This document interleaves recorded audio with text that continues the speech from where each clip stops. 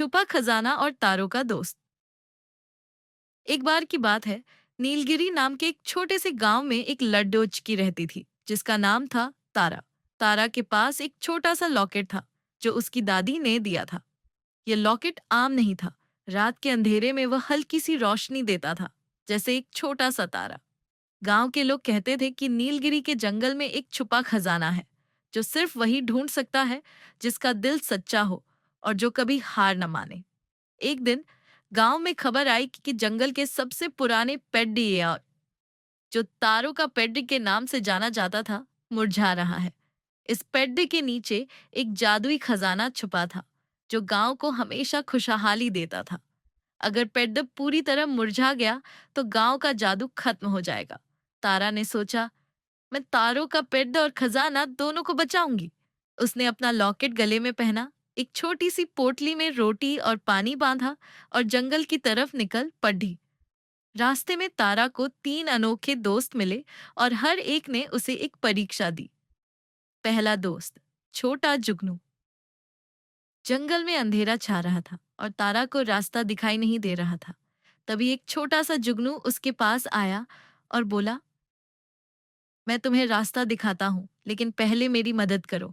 मेरा एक दोस्त एक छोटा सा तितली एक कांटेदार झाड़ी में फंस गया है।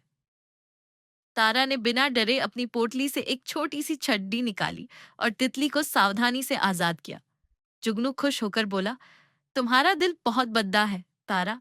ये लो, एक जादुई चमकता कंकड़, इसे तारों के पेड के पास रखना। तारा ने कंकड़ा ले लिया और आगे बढ़ गई। दूसरा दोस्त, नन्हा खरगोश। थोड़ी दूर चलने के बाद तारा को एक नन्हा खरगोश मिला जो उदास बैठा था। तारा ने पूछा, क्या हुआ खरगोश भाई? खरगोश ने बताया, मेरी गाजर एक गहरे गड्ढे में गिर गई है और मैं उसे निकाल नहीं पा रहा। तारा ने अपनी पोटली से एक रस्सी निकाली और गड्ढे में उतरकर गाजर निकाल दी। खरगोश ने खुशी से उछलते हुए कहा, तुम बहुत दयालु हो। ये लो एक जादुई बीज, इसे तारों के पेड्डज के पास बो देना। तारा ने बीज लिया और आगे बढ़ गई। तीसरा दोस्त, बूढ़ा कबूतर।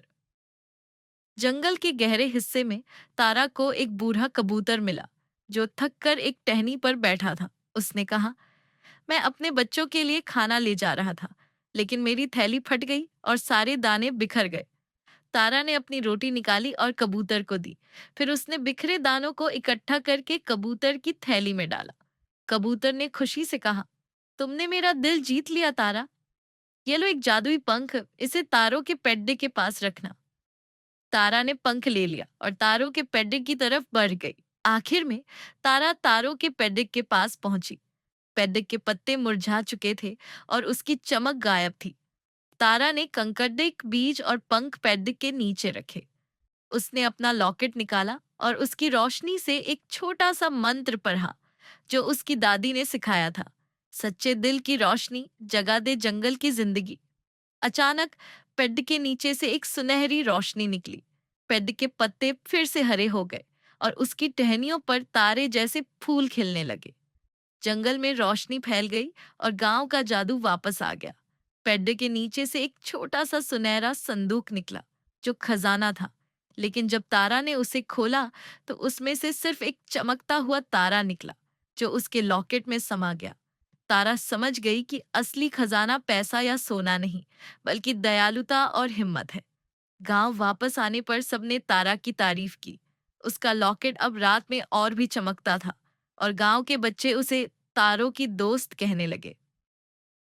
मोड़ लिया, सच्चा खजाना बड़ी चीजों में नहीं, बल्कि छोटी छोटी दयालुता और साहस में होता है। दूसरों की मदद करने से तुम्हारा दिल भी तारों की तरह चमकता है